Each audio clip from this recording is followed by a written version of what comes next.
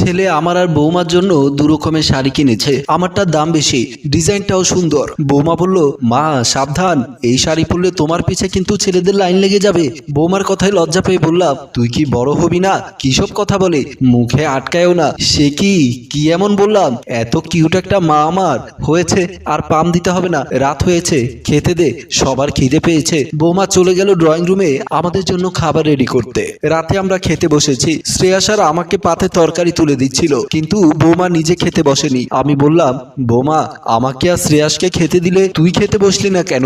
মা তোমরা খেয়ে নাও, আমি পরে খাবো। আমি বুঝতে পারলাম বৌমা আমাদেরকে খাইয়ে সে নিজে উপোস থাকবে, তাই আমি বুদ্ধি করে বমি করার অভিনয় শুরু করলাম। আমাকে বমি করতে দেখে শ্রেয়াস বলল, মা তোমার কি হয়েছে? হঠাৎ করে পেট মোচড় দিয়েছে, আমি আর খেতে পারবো না। বৌমা তুমি আমার পাতে বসে যেও, বলে আমি বমি করতে চলে আসলাম। আমি আসার পর শ্রেয়াস বলল, মা হঠাৎ করে বমি করছে কেন?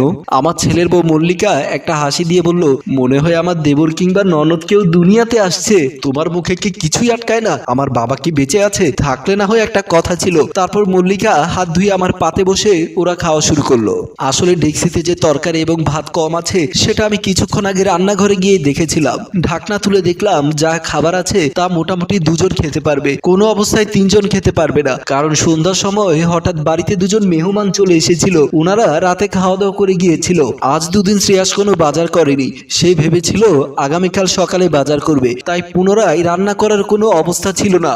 খাওয়া দাওয়া করে শুয়েছে সবাই। আমার কোমরের ব্যথাটা হঠাৎ বেড়েছে। ব্যথা সহ্য করতে না পেরে ঘরের বাইরে হাঁটছি। না চাইতেও ছেলের ঘর থেকে ছেলে আর বৌমার কথাবার্তা কানে এলো। শ্রেয়াস বলছে, মায়ের শাড়িটা আমার খুব পছন্দ। প্রথমে ওটাই পছন্দ হয়েছে। বৌমা বলছে, হ্যাঁ আমারও খুব পছন্দ হয়েছে। তোমার পছন্দ হয়েছে মাকে বললে না কেন? পাগল নাকি? মাকে কেন বলবো? বললে তো আমায় দিয়ে দিত। হ্যাঁ তাও ঠিক, মা তো নতুন শাড়ি পরতেই চায় না, দেখবে ওটা আমাকেই দিয়ে দেবে। ছেলের বউয়ের এমন কথাবার্তায় ভালোবাসা স্নেহে আমার চোখে জল চলে এলো। ব্যথা যেন নিমিষেই উধাও। মাসখানেক পর বৌমার কেমন যেন এক বোনের বিয়ে। আগের রাতে আমার ঘরে এসে বলল, মা তোমার শাড়ি আর বালাজোড়া দাও তো, বোনের বিয়েতে যাব।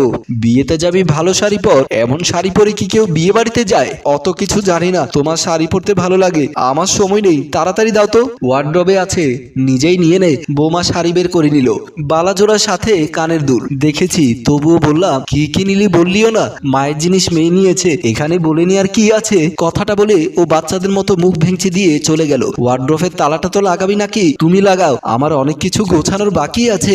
বলেই বৌমা গহনা শাড়িটা নিয়ে চলে গেল। আমি মনে মনে হাসলাম, এটা কি আমার ছেলের বউ না নিজের মেয়ে? মাঝে মধ্যে নিজে বুঝতে পারি না। পরের দিন ভোরে ছেলে বউ দুজনে যাচ্ছে বিয়ে খেতে। আমাকেও যেতে বলেছিল, কিন্তু আমি গেলাম।